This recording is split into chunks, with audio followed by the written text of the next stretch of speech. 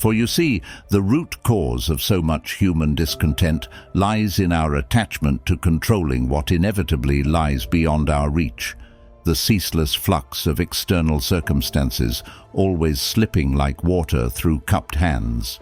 Instead of constantly torturing ourselves in this futile attempt at domination, let's explore a more cathartic path, the path of inner freedom found in giving up our desperate grasp. To stop trying to uncomfortably bend reality to our wishes is not to become stagnant, but to reclaim our true potential where it exists, in clear awareness, appropriate response. Reason and moral character are demonstrated through the only arena we have ever commanded, for a moment. With open minds and valiant spirits, let us together investigate 5 insights illuminating how to not worry amidst the unpredictable whirlwinds of fate and fortune.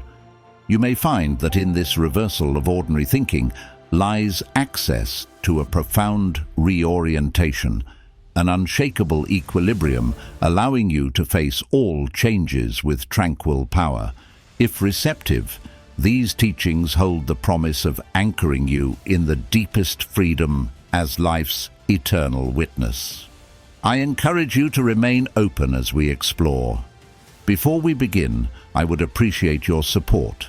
Don't forget to click like, subscribe to the channel, and turn on the notification bell so you don't miss any posts.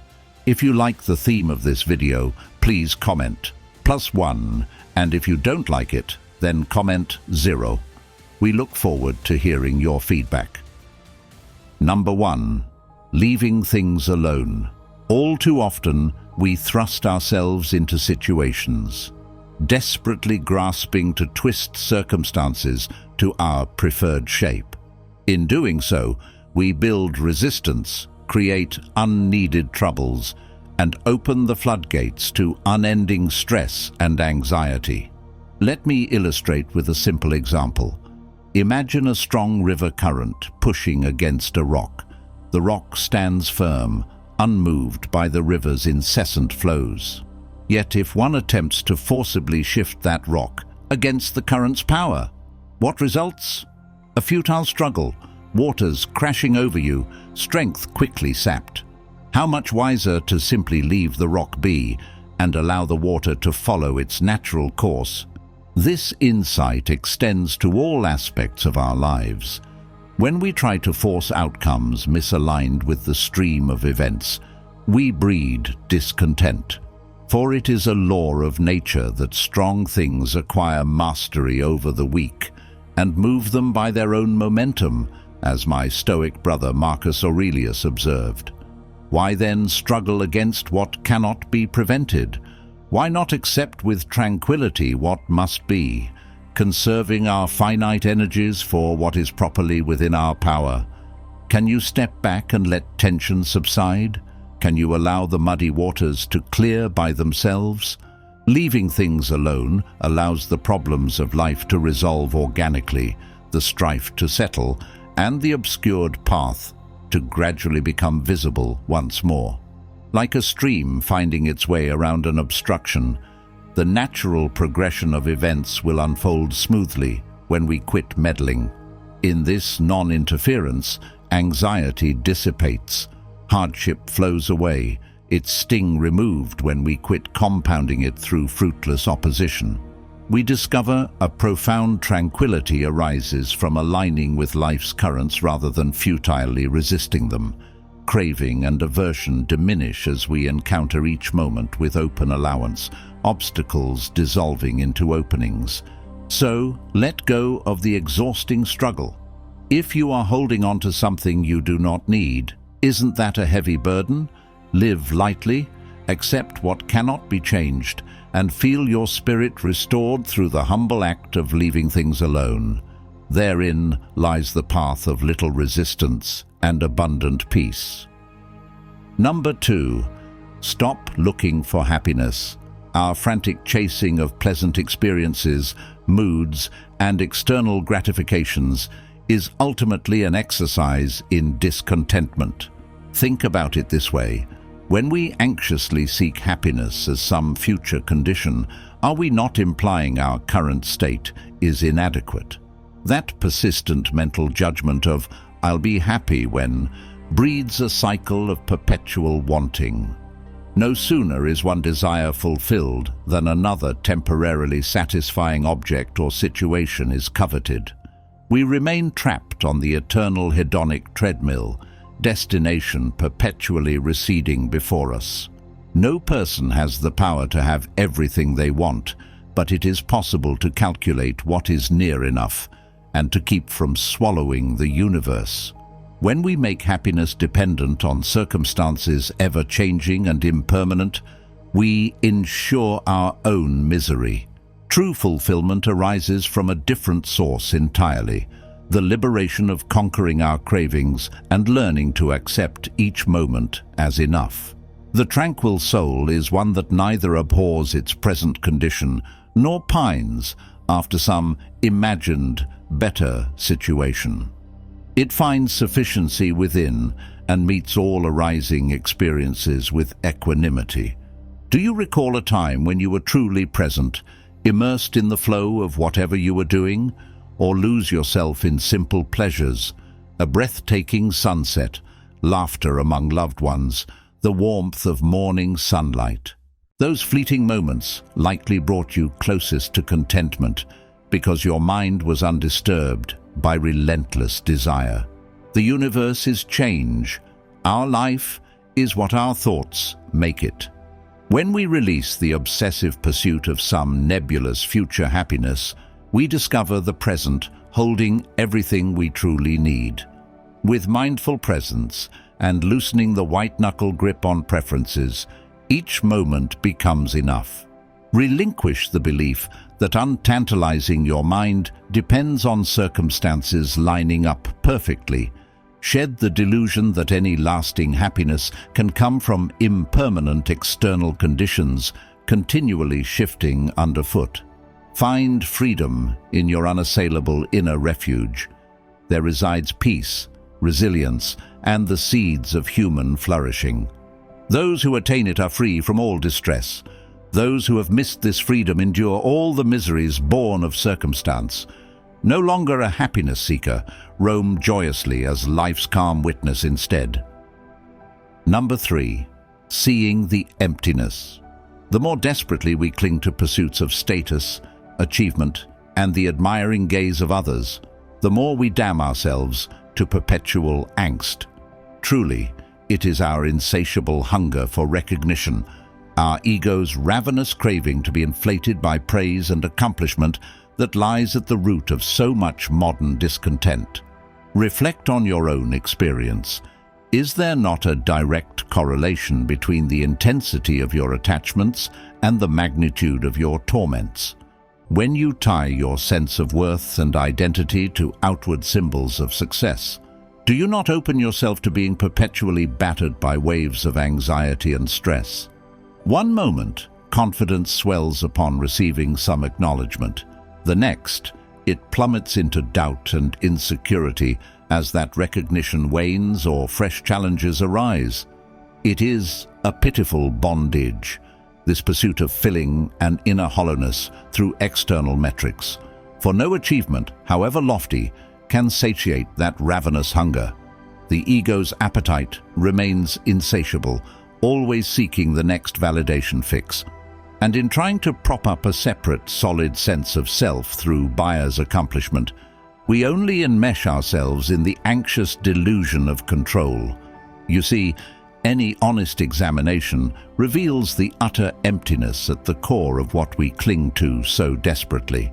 What we mistakenly attribute to our own singular efforts is but a constellation of ever-shifting conditions, influences and serendipities over which we exert little mastery.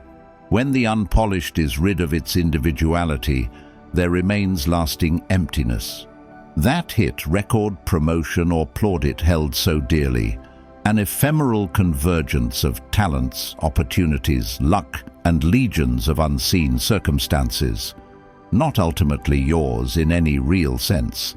The idea of an isolated you, as the solitary author of grand feats, is a comfortable fiction the ego spins to obscure the liberating truth. The you arises codependently, formlessly, through an infinitely convoluted web of relations beyond comprehension. What ecstasy then to forego such fabrications and rest fully in not knowing. To freely confess, I do not know who or what I am, nor the ultimate source from which my actions arise. In the spacious emptiness of that admission, how all craving and anxiety dissipates. No more grasping for constructed identities and their reflective baubles. Just this moment, appearing seamlessly. Without reifying anything, attachment vanishes. When we let go of the desperate need to embody some distinct and continuous sense of self, all stress evaporates, for there is simply no one left to harbor fear, crave affirmation, or cling to passing gratifications. The ego's empty pretensions dissolve, leaving only the freedom of that which simply is. So take this chance to disidentify from the never-ending cycles of becoming. See through the emptiness at the heart of all phenomena, including the cherished I to whom achievement and adulation seem so vital. Once the fraud of separateness is exposed, we find profound relaxation in letting go, in abiding silently as that which remains beyond names and forms. Life arises effortlessly, with no one pulling the strings. An open, miraculously unfolding, happening without ceaseless craving to disturb its flow.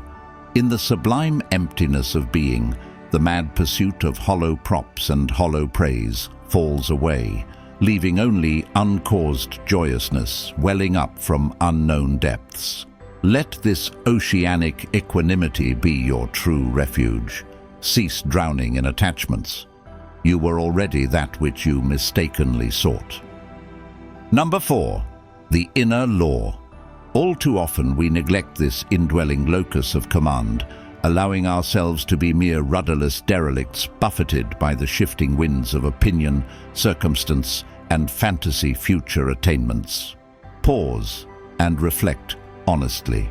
How much of your discontent stems from a relentless fixation on what others think of you? How frequently are you gripped by anxiety over factors utterly beyond your influence, fretting over eventualities you cannot control? In craving the admiration of the crowd, in desperately grasping to bend reality to your preferences, you surrender your sovereignty and ensure your own anguish.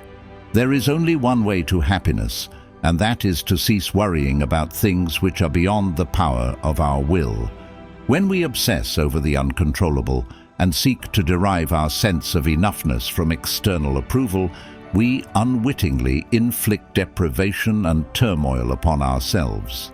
Freedom arises only through restraining our desires to what is truly ours to govern, our own judgments, actions, and intrinsic character.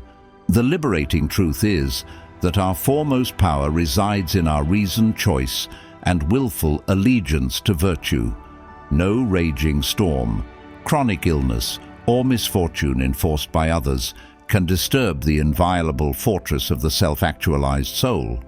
Those attuned to the inner law of clear judgment remain eternally undisturbed, like a great cliff withstanding all the ocean's crashing waves. While we hold no sovereignty over the myriad circumstances comprising the drama of existence, our entitlement to exercise authority over our perspective, focus, and response is inviolable. Herein lies the essence of Stoic autonomy, the power to become virtuously unperturbed by the welters of external events. Where does your deepest solace reside? In the ephemera that come and go outside you, things corrupting and decaying as soon as clung to? Or in the light of consciousness itself, the dispassionate reasoning faculty that makes principled choices aligned with humanity's communal thriving? It is in this latter arena, the choice over our interpretations and actions, that we plant our feet on the path toward impeccable resolution.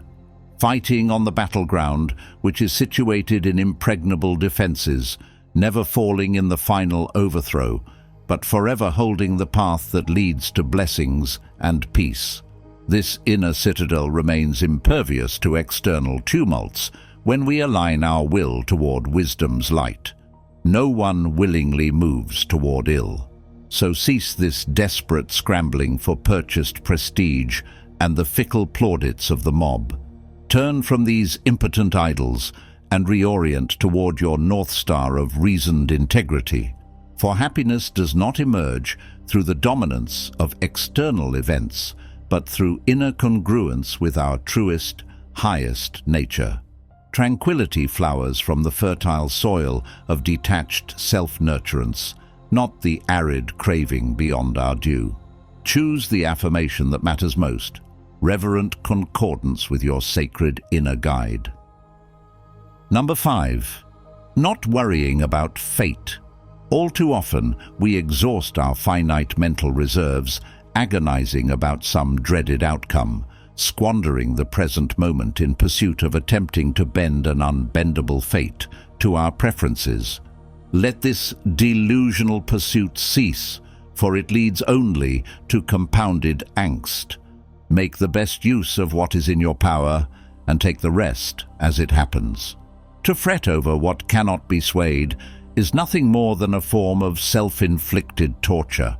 When you spend wakeful nights stewing over some feared eventuality or specific yearned-for result, does your useless worry actually sway the cosmos in your favor? Or does it simply drain your vigor, undermine your effectiveness, and ensure the very state of suffering you were trying to avoid? By clinging to fixed expectations, you ensure a mind perpetually aggrieved by life's ceaseless deviations from them. True mastery emerges through clearly distinguishing what is ours to decree from what is not.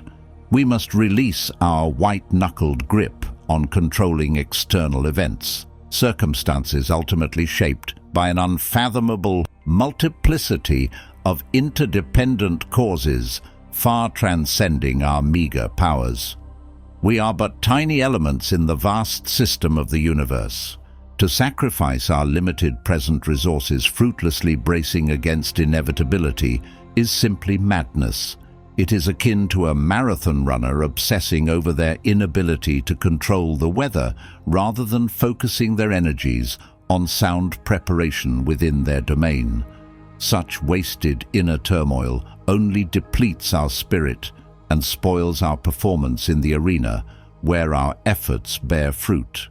There is no person so harried and careworn as one who is constantly craving, for persons confined in a certain circumscribed cycle whence it is impossible to escape are inevitably wearied. Let us not be counted among that sorry lot, spinning their wheels in hapless pursuit of the unattainable. When has worry ever rewarded you by remaking the world according to your preferences? When has locking yourself in the prison of denial and struggle against what is ultimately availed you? I suspect that in your most radically honest moments, you will perceive the futility of such ceaseless consternation, for there has never been even one instance of an event being warded off by fear, nor ever a destiny altered by anxious perseverating. To surrender the illusion that we are captains ever able to redirect fate's currents does not make us passive, however. It is to finally recognize where our dominion lies, in our ability to optimally prepare, marshal our energies, and meet each passing moment with reasoned poise and resilience.